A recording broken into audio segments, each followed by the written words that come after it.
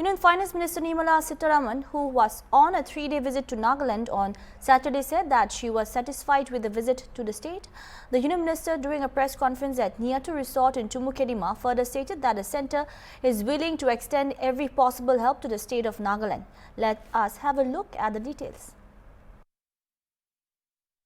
Hornbill TV te yere Niatu Resort Chumukiri mare ahi gene ase moi khan yere apni khan logore Union Finance Minister Nirmala Sitharaman laga Nagaland 3-day visit laga opor khobor ani ase tai aji yere Niatu Resort te ekta press conference te kotha kurise aru mohange kotha kuria homoy tai laga itu visit upor kotha kurise itu iglai nohe holibi Hornbill TV bra Hornbill TV pra taige ekta sawal hudiado NHI DCL khan yare Nagaland de kam kuri thaka upor aro tai khan hosala bi naga manuge advantage loigena kam thik na kuria las na terrain hi issue do mohan hilly area re thakia karne issue ase rasta laga itu labi hudise itu ikline hoy holi mohan bra tai laga 3 days visit te tai itu visit kuri kene jaro satisfied asina nai itu bi hudise ahibi details aw.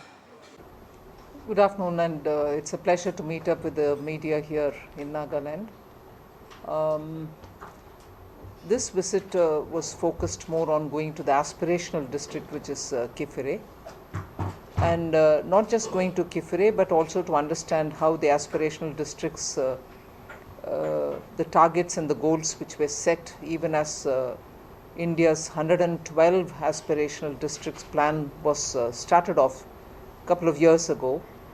And essentially reaching the saturation point in health, education, nutrition, farming, women's empowerment, and so on. So all over the country for the 112 districts, aspirational districts, the Prime Minister himself has a review done every month when he holds his Pragati program. Pragati is a program which the Honorable Prime Minister holds via video conferencing, linking up with the districts and the district administration so that he is directly informed of the progress of various schemes which are launched, one of which is aspirational district as well. So while she monitors it every month, for us as ministers, we go to the Northeast, particularly the Northeast. Ministers are expected to visit at least one minister a month, and it may be that some months we have 4 of them visiting, each one visiting one state, and so on. So all of us together put together 700 visits have been completed by ministers till now. Prime Minister himself has completed 70 visits to the Northeast. Now in that process, whenever we come, we do 2 things. At least I make it a point to do 2 things. One, visit the aspirational district, see what the progress is, whether saturation has been achieved in many of these socio-economic indicators, women's empowerment, health, nutrition, education, farming, and so on. Also to make sure that when I go, I take the banks along so that credit outreach program can be held, where retail loans or farming loans or personal loans or business development loans or startup related loans or industrial development loans, which are for MSMEs in particular, are all at one go taken up. So before I decide a date, the banks come to that region, go village after village, ask people as to who's eligible and who's not got, who wants to, if they wish to, that is, there is no forcing anybody. So if they want to take a mudra loan, which is collateral free, and want to do their business, they are welcome to. Or if there's a KCC loan which somebody needs, they have to give. So they do this exercise prior to my visit, and on the day of my visit, they extend the checks which are agreed upon. Say a person wants a loan, that is extended.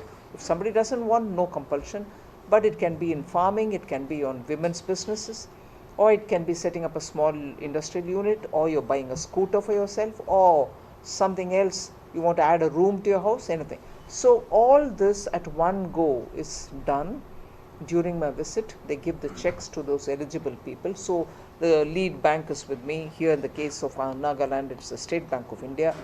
Then you have the Small Industries Development Bank of India, then you have NABARD, then you have farm loans and so on. So that was done in Kifre. Saturation exercise or credit outreach was done. Also we understood by talking to those women who have benefited from schemes as to what it has done to their lives, have they really, taken forward their lives, what do they expect to become. Lakpati Didis were before me, I spoke to them. And I also visited an Anganwadi where I met up with the children, the trainers and the helpers in the Anganwadi. So Kifre visit had several dimensions to it. We also brought in CSR funds with which we helped the hospital, the district hospital, to have some medical equipments given, some ambulances given and so on. So that was Kifre. And then we came back to Kohima, where in the National Institute of Electronics Training and Literacy, the NELIT as it is called, we brought in the Tatas who have established the semiconductor manufacturing facility in Assam to come and train the youth in Nagaland so that they can get trained in different stages of semiconductor manufacturing. If that facility is available for Naga youth, not just those who are engineers, even 10th class pass out or 12th pass out or degree pass out, they can all be trained in different stages of this semiconductor testing, assembling, marketing, packaging and so on. There are so many different components to semiconductors. So the training is happening through the Tatas in Kohima's NELIT. And post that, of course, the very same people who are working in the Assam unit are coming here to train so that the young of Nagaland can also benefit from it. The other unit which got opened up this morning is in the State Institute, which is the NLLT, a very big industry group which is into the IT sector, which also has a lot of expertise in AI in manufacturing, called Scient, which is largely present in Hyderabad, Bangalore and so on, and in Chennai. Now they are also doing a lot of training in Visakhapatnam for school children. So I requested them if they would come and do it here as well.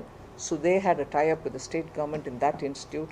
They are now providing 2 sets of training, one for the handloom weaving and areas related to that, bringing AI into that, and the other for coding and other related robotics related, 3D printing related training for youth.